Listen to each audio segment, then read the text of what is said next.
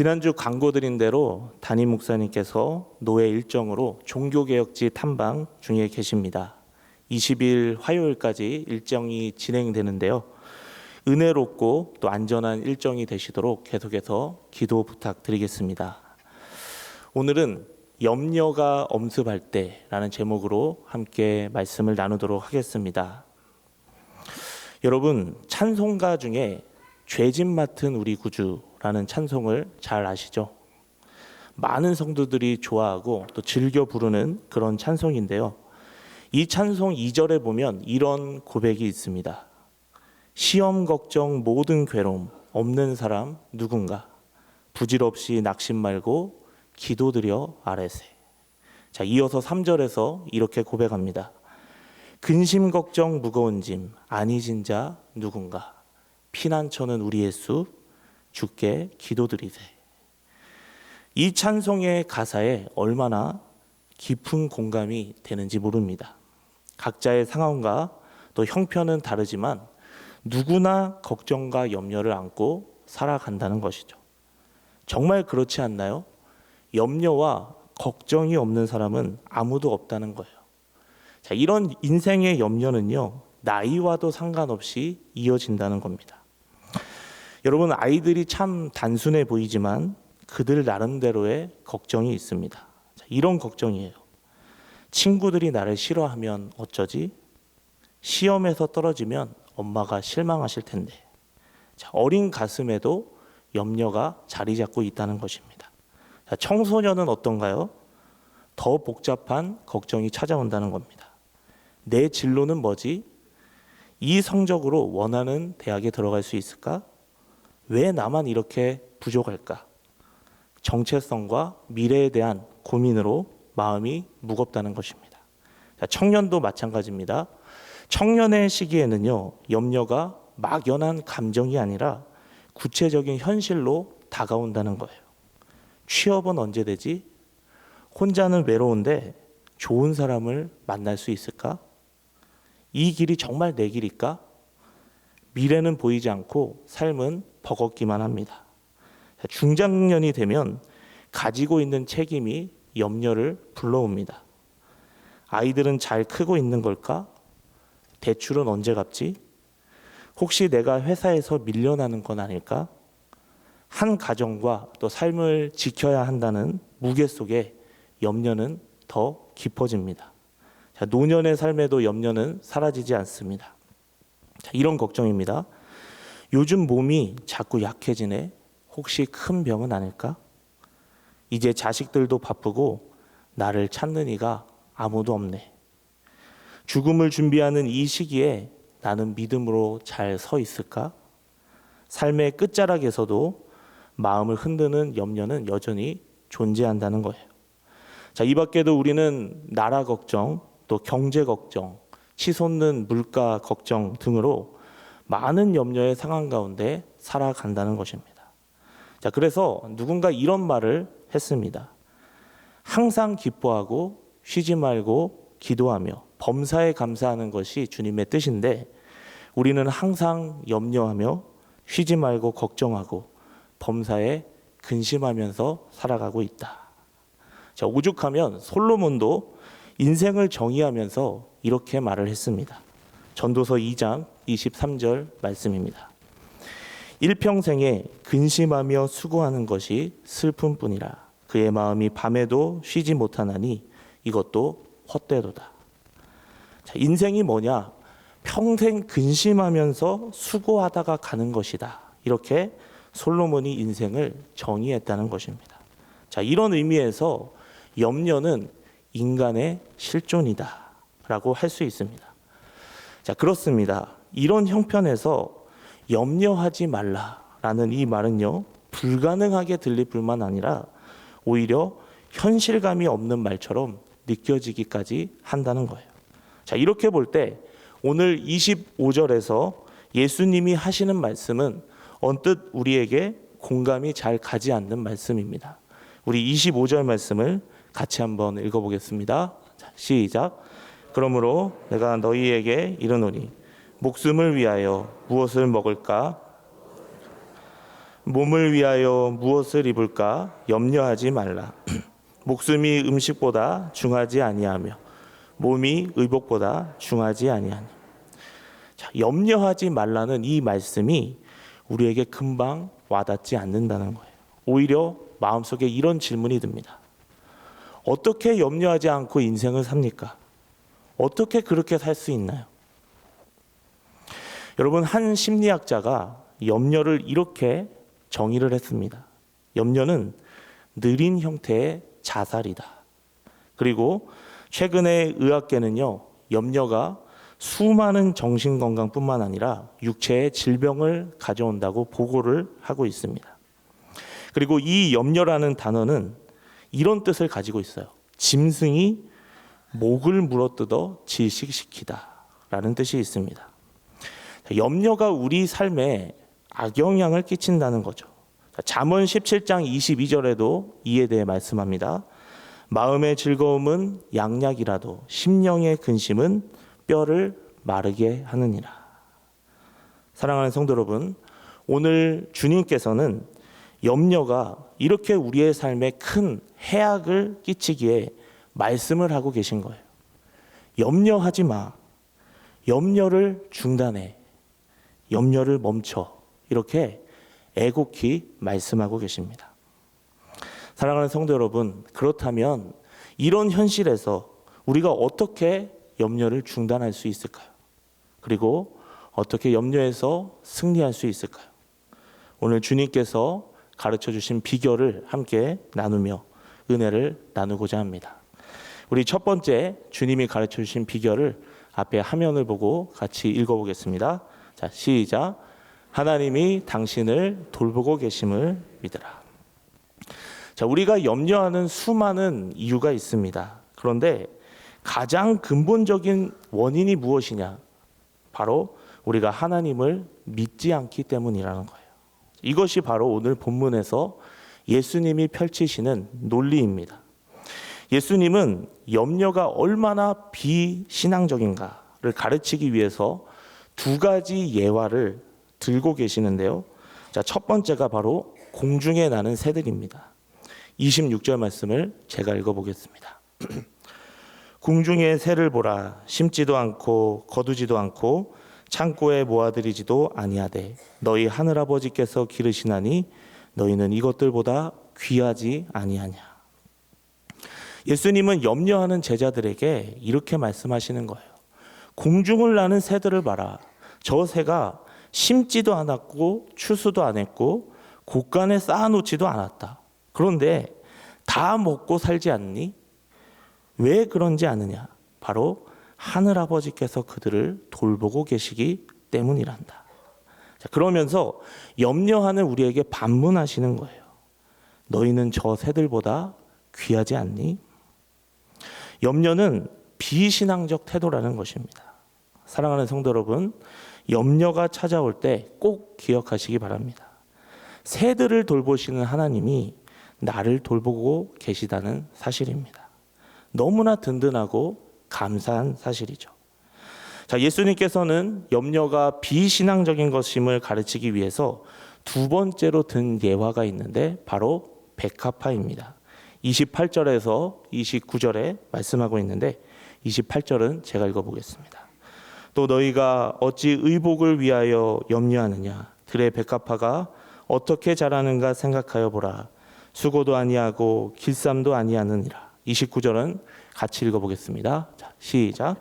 그러나 내가 너희에게 말하노니 솔로몬의 모든 영광으로도 입은 것이 이 꽃 하나만 같지 못하였느니라. 아멘. 자, 여기서 백합화는 들꽃을 말합니다. 저는 성지순례를 가보지 않았지만 자, 우리가 흔히 이 백합화를 생각할 때 하얀색 꽃이다 라고 생각을 하지만 이것은 흰 꽃이 아니라 빨간색 야생화입니다. 굉장히 이쁜 꽃이죠. 예수님께서 말씀하시는 거예요. 저 들꽃을 봐라. 배틀에 앉아서 옷감을 짜거나 물레를 돌려서 명주씨를 뽑지 않는다. 그런데 그 아름다움이 솔로몬이 입었던 모든 옷들보다 아름답단다. 왠지 아니? 하나님이 그들을 입히시기 때문이란다. 그러면서 30절에 이렇게 말씀을 하십니다. 오늘 있다가 내일 아궁이에 던져지는 들풀도 하나님이 이렇게 입히시거든 하물며 너희일까 보냐. 믿음이 작은 자들아. 자, 우리가 염려에 사로잡혀 사는 가장 큰 이유가 하나님께서 나를 돌보신다는 사실을 온전히 믿지 못하기 때문이라는 거예요. 사랑하는 성도 여러분, 공중의 새도 먹이시는 하나님, 들의 백합화도 입히시는 하나님, 오늘 그 주님이 말씀하시는 거예요. 하물며 너희일까 보냐. 하물며 너희일까 보냐. 우리를 향한 주님의 이 음성이 들리지 않으신가요? 여러분, 우리가 누구입니까? 하나님의 사랑받는 자녀입니다. 주님 안에서 우리가 누구인가요? 하나님이 너무 사랑하셔서 우리를 볼 때마다 기쁨을 이기지 못한다고 말씀을 하십니다. 하나님은 우리를 너무 사랑하십니다. 너무 사랑받는 자녀이기 때문에 우리에게 있는 모든 죄와 허물을 예수님의 십자가로 깨끗이 씻어주셨습니다. 이제는 우리는 죄와 흠이 하나도 없는 거룩한 자들이라는 거예요. 주님은 우리를 자기 자녀들처럼 날마다 보시면서 머리카락도 다 세시고 눈동자같이 지켜주시고 어디를 가나 동행하시고 모든 기도를 귀담아 들으신다라고 말씀을 하셨습니다. 얼마나 소중한 존재인가요? 공중의 새도 저렇게 먹이는 하나님이 이렇게 소중한 우리를 그대로 내버려 두시겠습니까?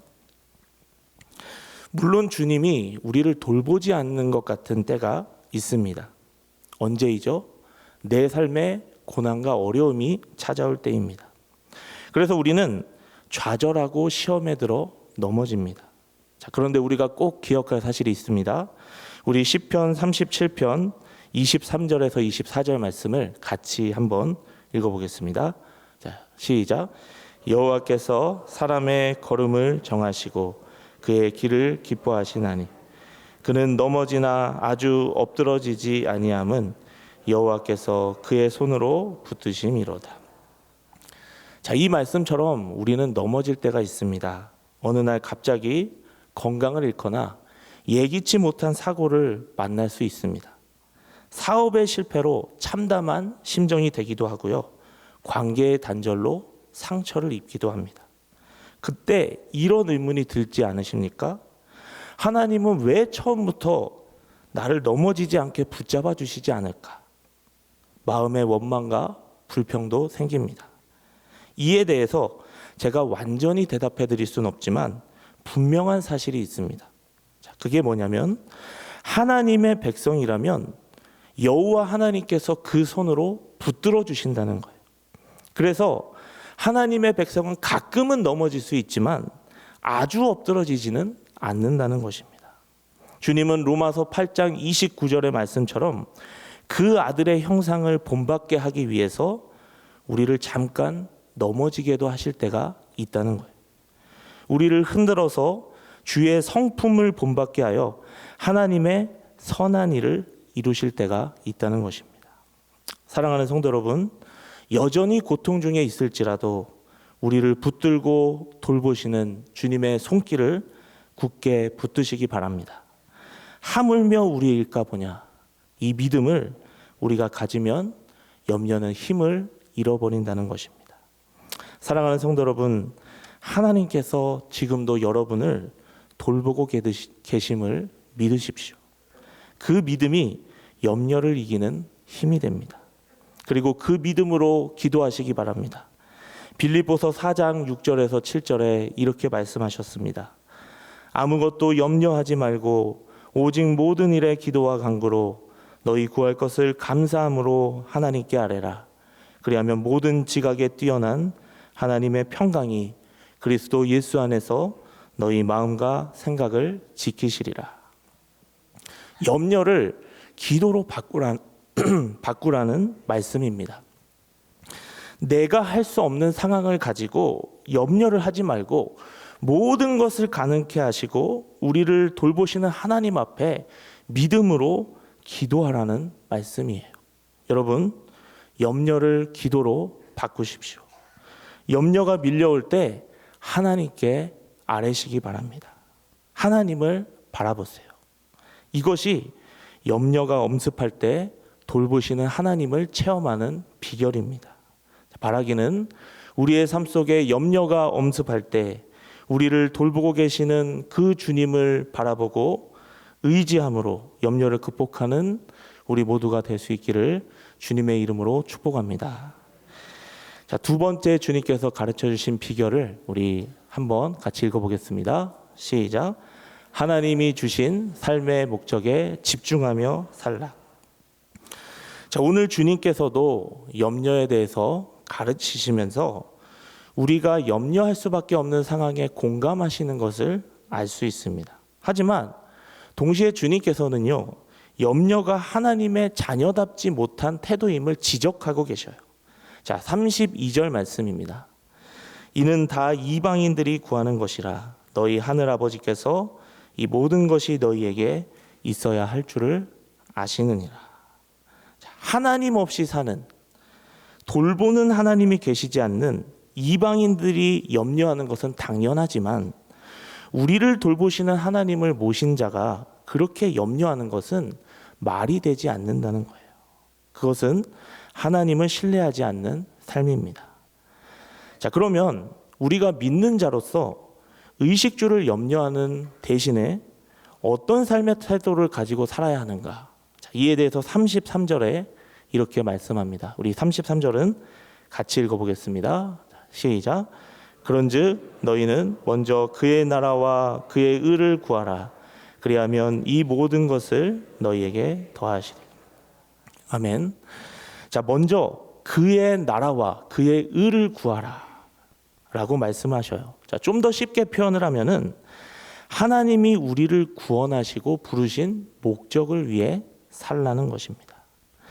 여러분, 염려라는 단어는요, 헬라어로 메림나오라는 단어인데요, 분열된 마음이라는 뜻을 가지고 있습니다. 자, 문자적으로 마음이 나누어졌다라는 뜻을 가지고 있어요. 마음이 분열되고 찢어졌다는 거예요. 그런데 성경은요, 우리에게 뭐라고 말씀하시냐면 한 마음으로 하나님을 섬기라라고 말씀을 하셔요. 여러분, 십계명의 첫 계명이 무엇입니까? 나 외에 다른 신을 두지 말라라는 말씀이죠. 자, 이 말씀은요, 하나님 외에 다른 그 무엇도 인생의 첫 번째 목적으로 삼지 말라는 그런 의미입니다.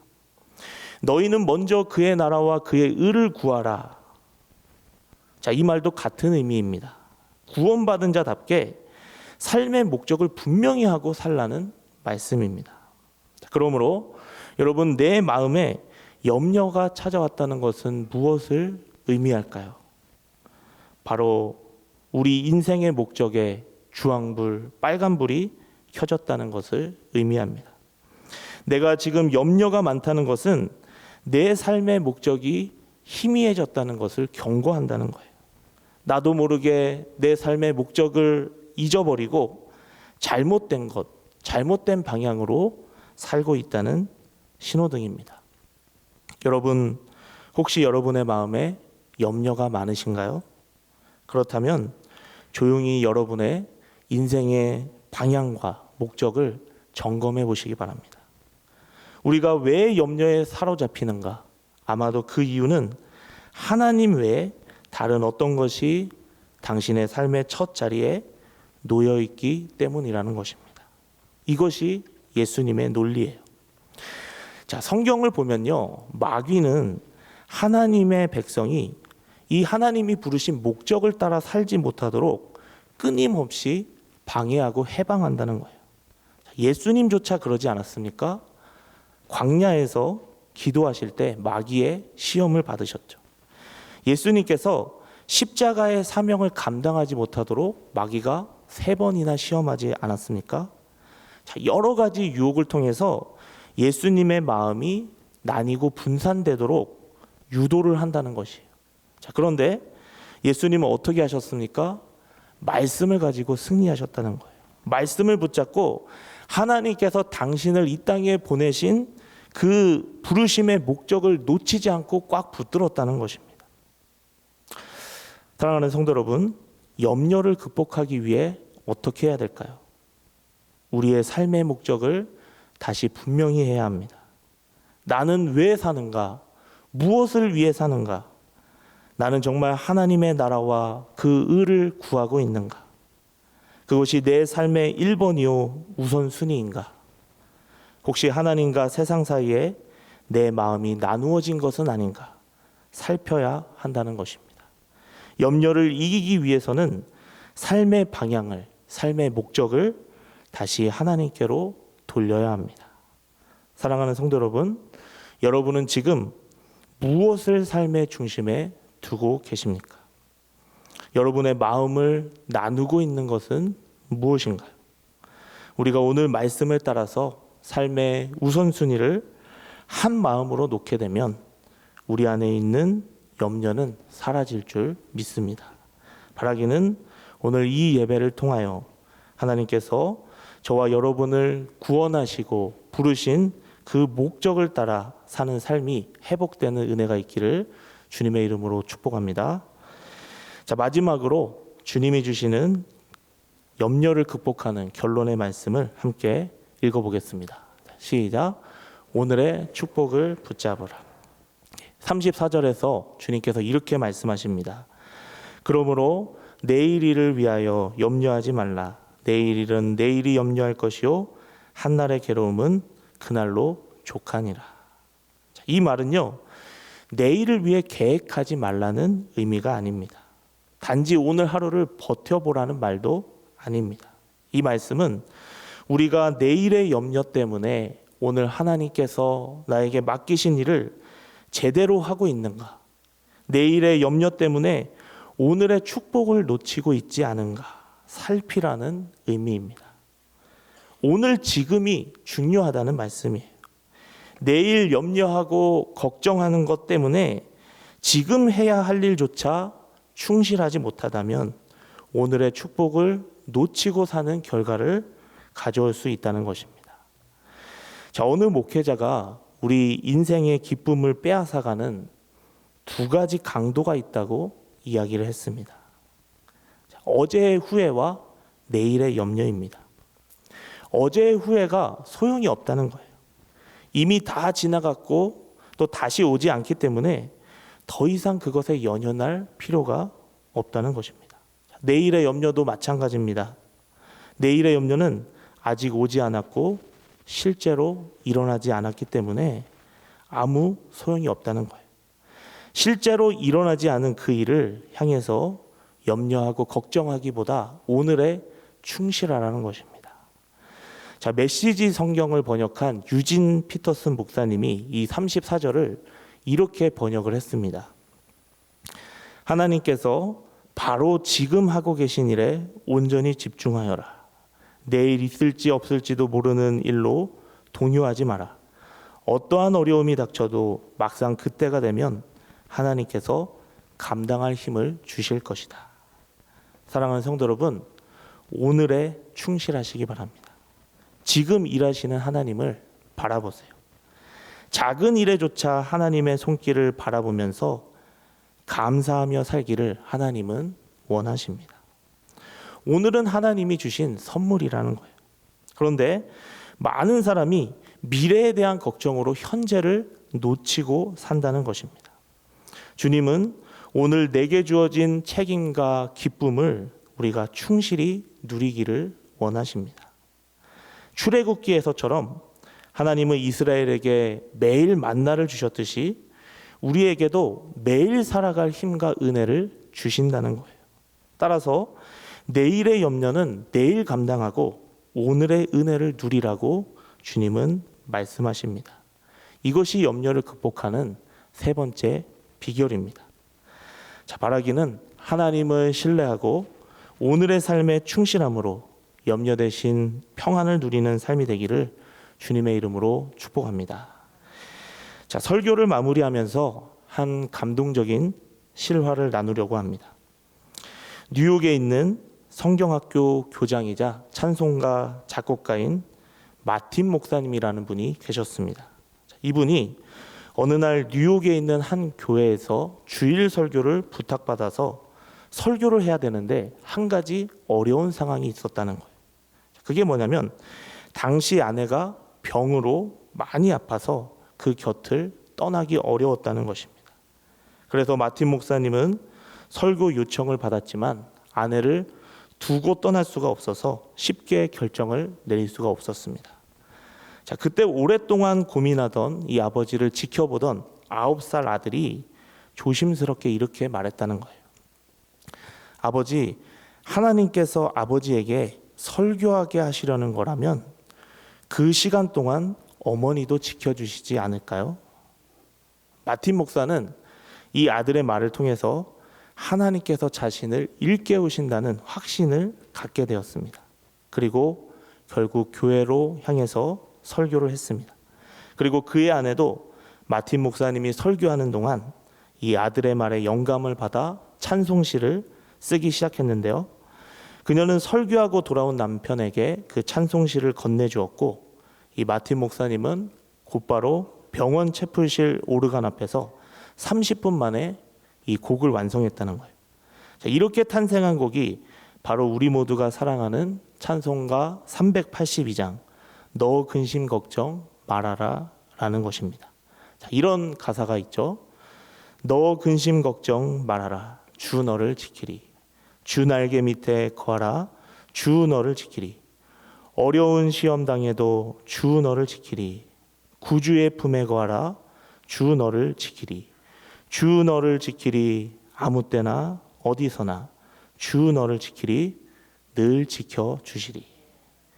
사랑하는 성도 여러분, 지금 여러분의 마음을 무겁게 하는 염려는 무엇입니까?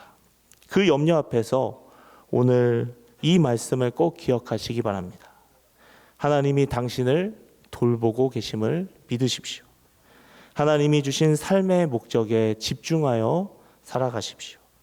오늘의 축복을 붙잡으십시오. 우리가 이 믿음 위에 설 때 하나님께서 여러분을 지켜주실 것입니다. 그리고 여러분의 인생을 책임져 주실 것입니다. 바라게 있는 이 염려의 시대를 믿음으로 당당히 뚫고 나아가시기를 주님의 이름으로 축복합니다. 기도하겠습니다.